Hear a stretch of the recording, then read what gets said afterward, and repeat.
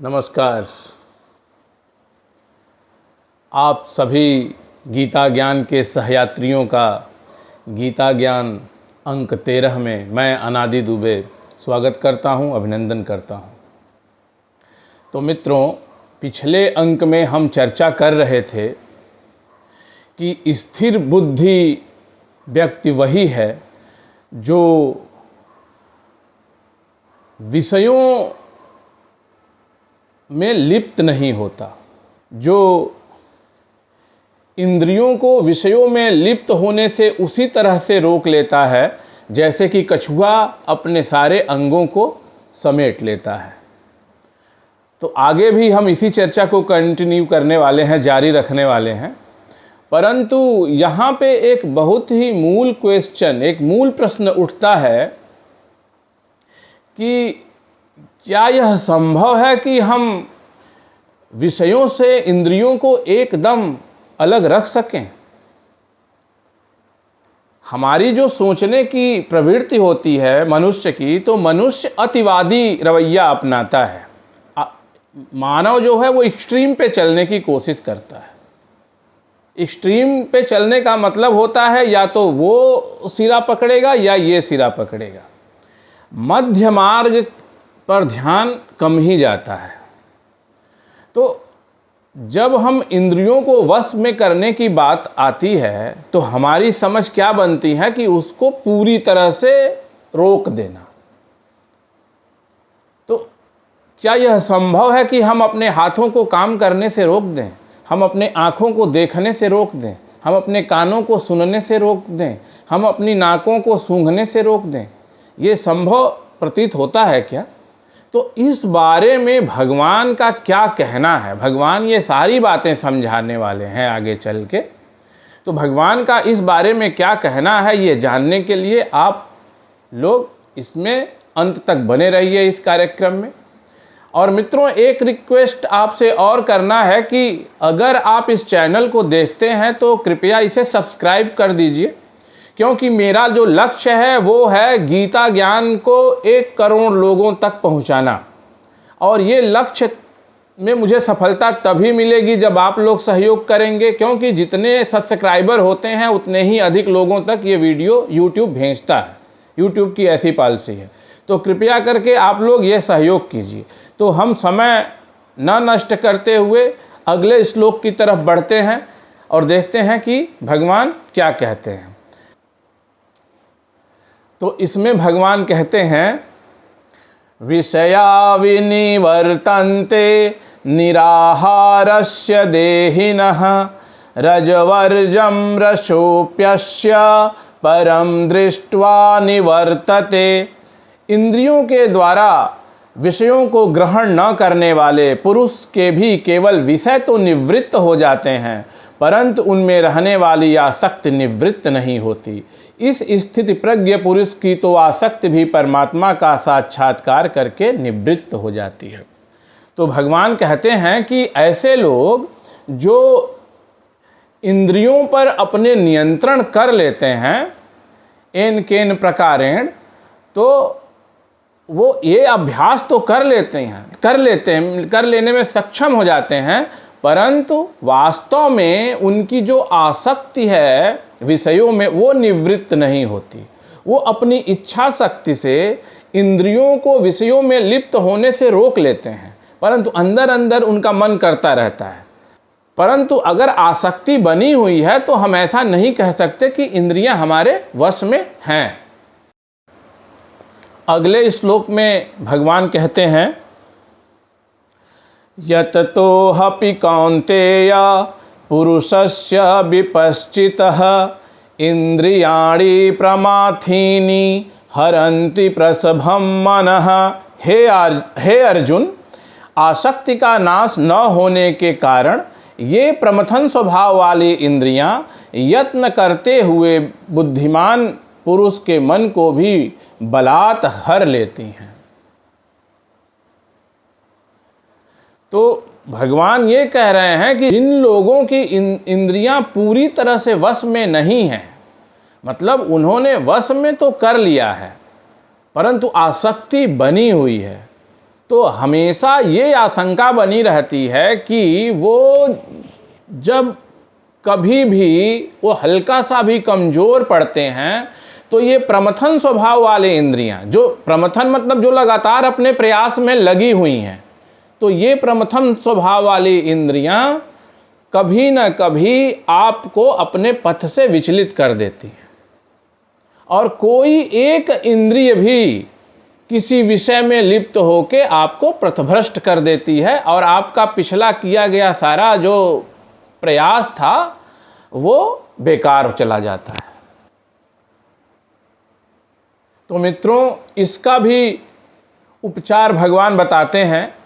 तो अगले श्लोक में भगवान कहते हैं, तानि सर्वाणि संयम्य युक्त आसीत मत्परः वसेहि यसेन्द्रियाणि तस्य प्रज्ञा प्रतिष्ठिता। इसलिए साधक को चाहिए कि वह उन संपूर्ण इंद्रियों को वश में करके समाहित चित्त हुआ मेरे परायण होकर ध्यान में बैठे, क्योंकि जिस पुरुष की इंद्रियां वश में होती हैं उसी की बुद्धि स्थिर होती है। तो अब भगवान ऐसे लोगों को सलाह देते हैं कि वो भगवान की शरण में आ जाएं, भगवान का ध्यान करें और अपने आप को जितेंद्रिय समझ के घमंड में ना आ जाएं, क्योंकि इंद्रियों को वश में करना इतना आसान नहीं है। वो मौका मिलते ही सारी जंजीरें तोड़कर आपको दोबारा से पथभ्रष्ट कर देंगी।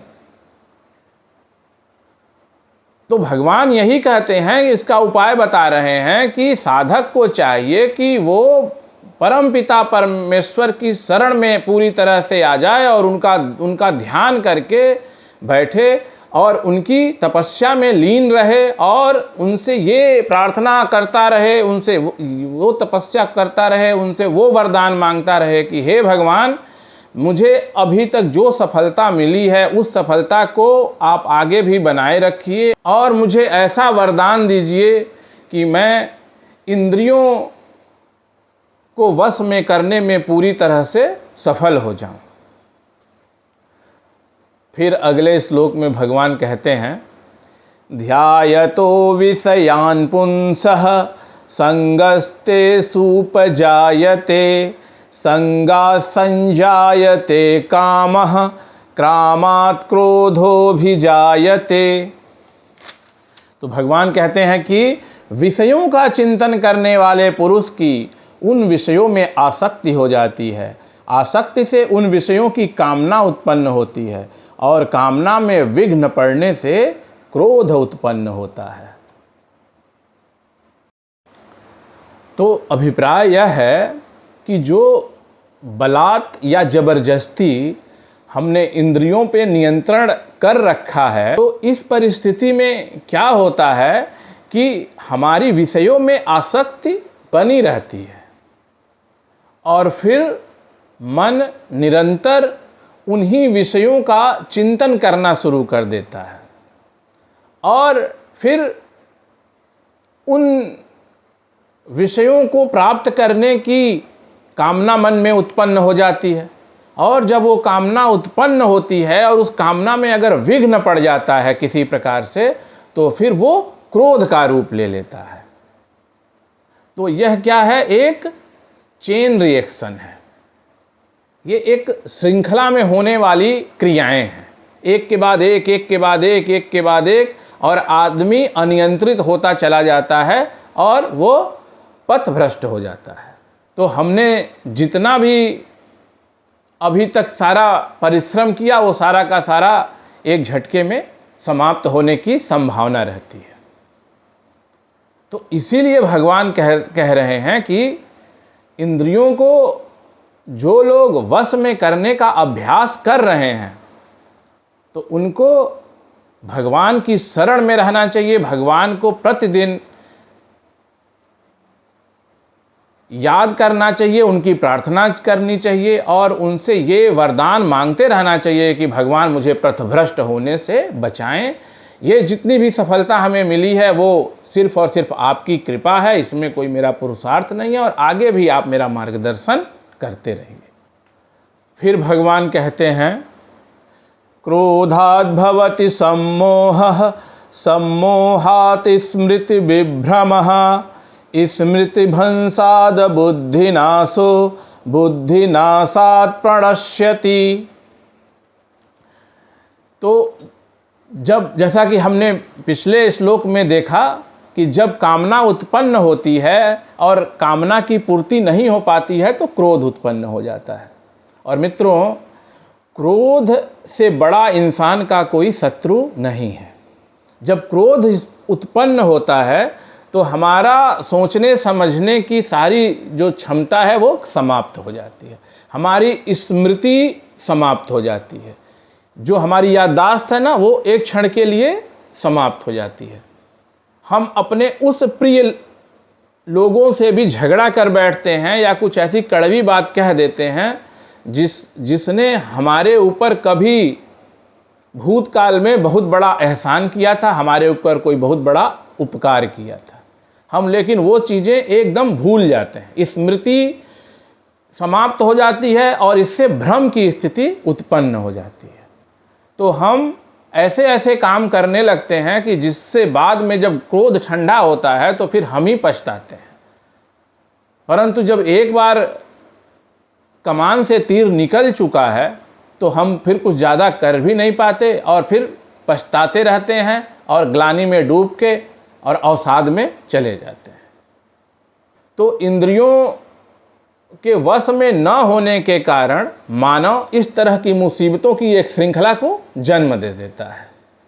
तो अगले श्लोक में भगवान क्या कहते हैं देखते हैं।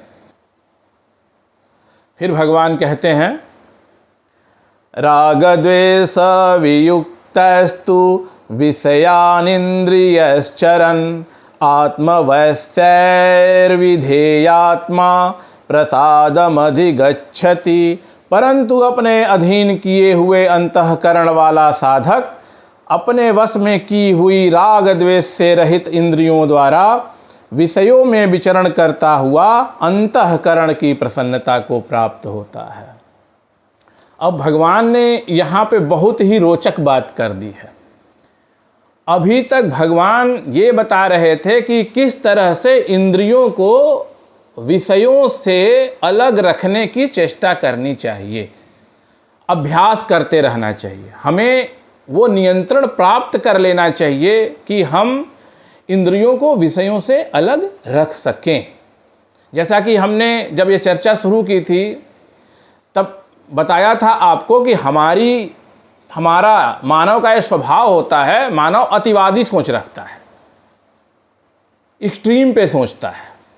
इसका उदाहरण मैं आपको एक आम जीवन का बता देता हूँ और ये सब लोग, ज़्यादातर लोगों को इसका अनुभव होगा। तो जब कभी इंसान ओवरवेट होता है और वो सोचता है कि थोड़ा एक्सरसाइज वगैरह की जाए, कुछ खाने पीने पे कंट्रोल किया जाए, तो वो सबसे पहले क्या करता है कि जीरो ऑयल पे आ जाता है।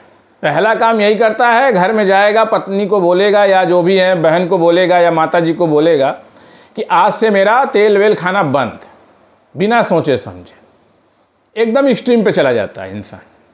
अब वो ये नहीं सोचता कि शरीर के लिए जो तेल है, जो ऑयल है, वो कितना महत्वपूर्ण है।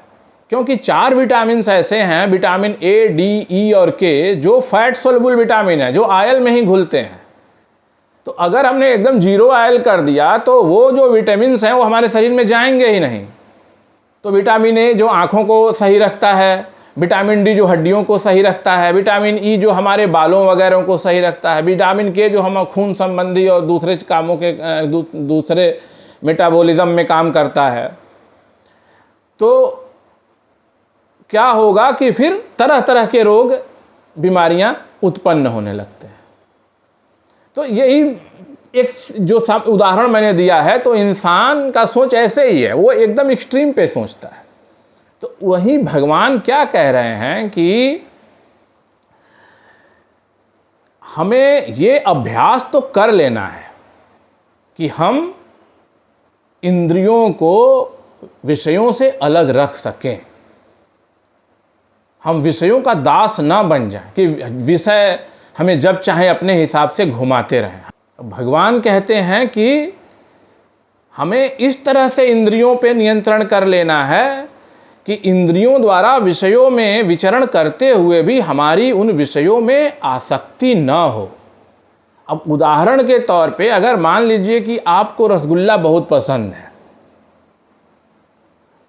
और आप एक रसगुल्ला आपने खा लिया, तो कोई ज़रूरी नहीं है कि आप सुबह दोपहर शाम 3 बार रसगुल्ला खाइए दिन में या रोज़ खाइए। इसको आप महीने में 1 बार कर सकते हैं।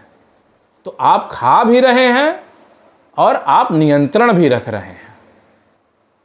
किसी को कोई शौक है तो उसको एकदम से उसको एक्सट्रीम पे लेके चला जाता है, तो भगवान उस चीज़ से मना करते हैं। हमें अपनी इंद्रियों पर इतना नियंत्रण कर लेना है कि हम उसे जैसे चाहें वैसे चलाएं। तो जो भगवान ने इंद्रियों का विषयों में विचरण करने की बात कही है, वो सिर्फ जो धर्म सम्मत बताए गए विधान है उसमें ही हमें ये काम करना है। और उसमें भी हमें ये बात ध्यान रखनी है कि हमें उसमें आसक्ति नहीं होनी चाहिए।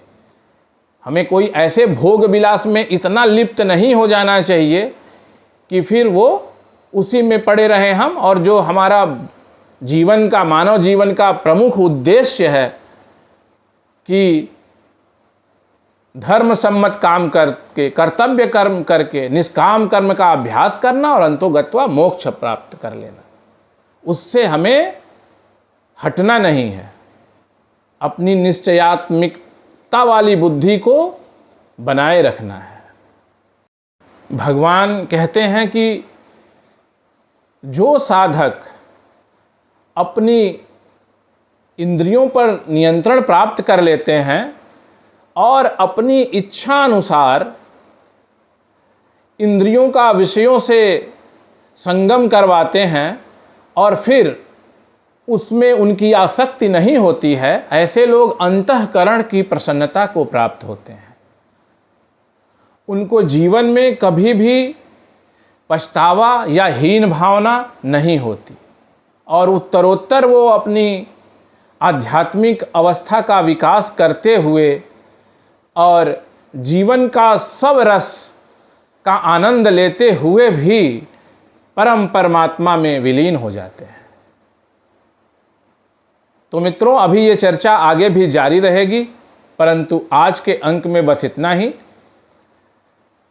आप इस चैनल को सब्सक्राइब कर दीजिए और इस वीडियो को अपने मित्रों में और शुभचिंतकों में शेयर कीजिए। तो अभी के लिए बस इतना ही, मुझे आज्ञा दीजिए। धन्यवाद।